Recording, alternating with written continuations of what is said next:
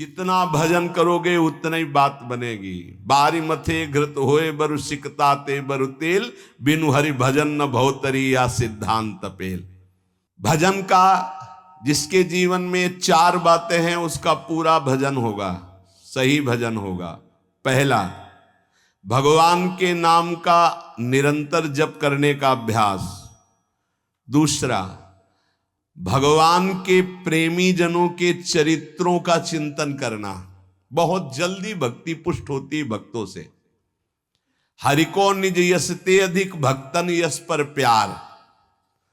अगर रोज भक्त नामावली का आप पाठ करेंगे तो आपकी भक्ति बहुत पुष्ट हो जाएगी। भक्तन की नामावली जो करी है चित लाए, ताकि भक्ति बढ़े घनी और हरि होए सहाय। और सबसे बड़े विघ्न विनाशक भक्तों के नाम कीर्तन है। कई बार कहा है यदि आप अपने घर से कहीं यात्रा करें तो पहले 5 भक्तों का तो स्मरण कर ही लें, कभी विघ्न नहीं पड़ेगा। लिख लो कागज में, कभी विघ्न नहीं पड़ेगा। भक्ति भक्त भगवंत गुरु चतुर नाम बपु एक, इनके पद बंधन के नासत विघ्न अनेक। पहले धैर्य रखो। जब आप वाहन पे बैठने जा रहे हो घर से बाहर तो पहले 5 भक्तों, किसी 5 भक्त का स्मरण कर लो, कुछ याद कर लो भक्तों के नाम। ये जीवन की बहुत अमूल्य धन है। 5 भक्त, प्रहलाद नारद पराशर पुंडरीक व्यास अम्बरीश सुख सौनक भीष्म दाल ध्यान रुक्मांगद अर्जुन वशिष्ठ विभीषण आदि। ऐसे तुम्हें याद नहीं है तो ऐसे नागरी दास जी की जय, हरिवंश महाप्रभु की जय, स्वामी हरिदास जी की जय, बिहारिन देव जी की जय, सेवक जी महाराज की जय, ध्रुवदास जी की जय, वृंदावन दास जी की। जो भक्त याद आवे 5 भक्तों का याद। भक्त नामावली जो रोज पाठ करता है उसके हृदय में घनीभूत भक्ति, ठोस भक्ति, जिसमें कोई विकार ना प्रवेश कर पावे, क्या जाता है। हमें लगता है अगर ध्रुवदास जी कृत 42 लीला में जो भक्त नामावली सब महान भक्तों के नाम है 30 मिनट में हो जाएगी, जल्दी से करोगे तो 7-8 मिनट में श्री भगवत रसिक जी द्वारा की हुई भक्त नामावली हो जाती है अगर रफ्तार से करो। हम सो इन साधुन सो। तो हमें जीवन जब भक्ति में बनाना है तो पहला नाम जब प्रभु का, दूसरा भक्तों के चरित्र, भक्तों के नाम। हरि को निज यस्ते अधिक भक्तन यस पर प्यार। ये बात समझ लीजिए।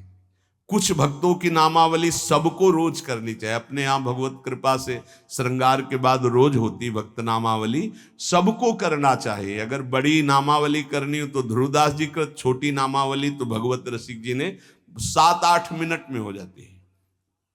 तीसरा, अपने आराध्य देव को ध्यान में रखते हुए चलना फिरना, उठना बैठना। ये जो बिहारी जी का रूप है, जो राधा वल्लभ जी का रूप है, राधा रमण जी का रूप है, ये किसी मूर्तिकार ने नहीं बनाया, स्वयं प्रभु प्रकट हुए हैं प्रिया प्रीतम से। बार बार आदेश भी आचार्य चरण कहते, राधा वल्लभ लाल को हृदय ध्यान मुख नाम।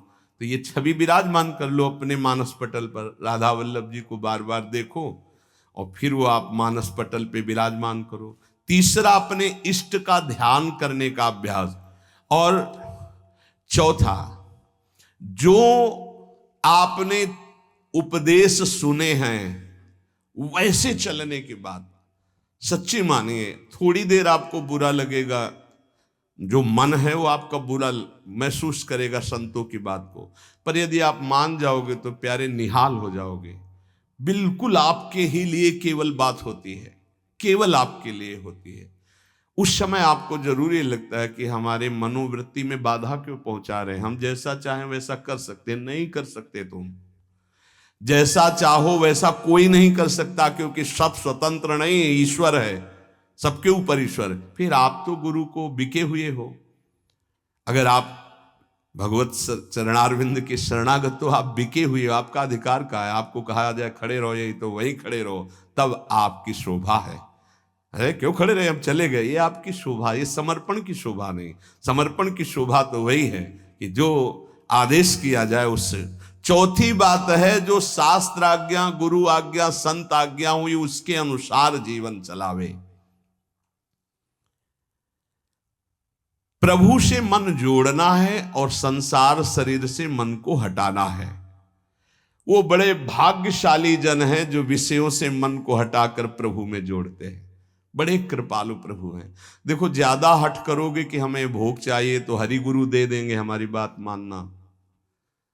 वो ये कहते जाएंगे कि ये जहर है, इसे मत खाओ, पर ज्यादा आप कहोगे तो हरि प्रसाद कुछ दुर्लभ नहीं, वो इसलिए दे देंगे कि एक बार देखो तुम संसार के अभी थपेड़े खाओ, फिर तुम्हें पता चलेगा। जब तुम कहोगे नहीं चाहिए तो 1 सेकंड में ऊंचाई पर वो बैठाल देंगे।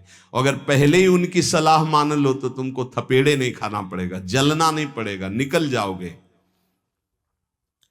मनुष्य जन्म का महान कर्तव्य निरंतर भगवत चिंतन करते हुए भगवत प्राप्ति कर लेना है।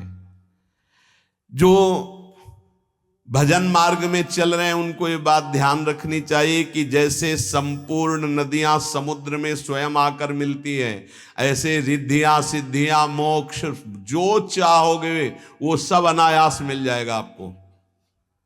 ऐसा न समझो कि भजन करने वालों को केवल दुख ही मिलता है। जैसी द्वारिकापुरी वैसी सुदामापुरी। भजन करने में थोड़े दिन पाप नष्ट करने के लिए जलना पड़ता है, फिर तो महान आनंद है। जैसे संपूर्ण नदियां बिना इच्छा के समुद्र के पास जा रहे हैं, ऐसे बिना इच्छा के संपूर्ण वैभव रिद्धियां सिद्धियां सब आ जाएंगी। आप भजन को न छोड़ें। जैसे गंगा जी में मिलकर के सब कुछ गंगाजल हो जाता है, ऐसे ही आपका सब कुछ मन बुद्धि देह चित्त सब भगवत स्वरूप हो जाएगा। जिस समय भगवत चिंतन करते करते तदाकार वृत्ति हुई, शरीर भी परिवर्तित हो जाता है। देखो दूसरा शरीरधारी कीड़ा दूसरी जाति का दूसरे शरीर का लाके भृंगी अपने घरौंदे में पैक करता है और उसको ऐसे डंक मारता है और वो उसका भयवश चिंतन करते करते उसी शरीर से भृंगी कीड़ा बन जाता है। तो तुम प्रेम से चिंतन करते करते अगर भगवदाकार हो गए तो तुम्हारा देह भी ब्रह्म स्वरूप हो जाता है। जो भगवत प्रेमी महात्मा है उनका शरीर चिदानंद में होता है, 5 भौतिक भाव खत्म हो जाता है, उनका शरीर भी ब्रह्म स्वरूप हो जाता है।